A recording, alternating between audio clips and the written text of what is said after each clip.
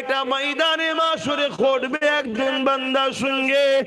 আল্লাহ আমার রাসূলের দ্বারা জানিয়েছে ওই বান্দার ভালো কাজটা কি থাকবে, ওই বান্দার ভালো কাজ হবে এটা প্রচন্ড গরমের সময় এক আল্লাহ পাকের সৃষ্টি পশু এমন করে একটা জায়গায় বাঁধা ছিল যে জায়গাতে সূর্যের আলো লেগে যাওয়ার দরুন সূর্যের তাপে তো এই পশুটার জিহ্বাখানা বাইর হয়ে গেছে গরমের চোটে, পিপাসা কাতর হয়ে গেছে।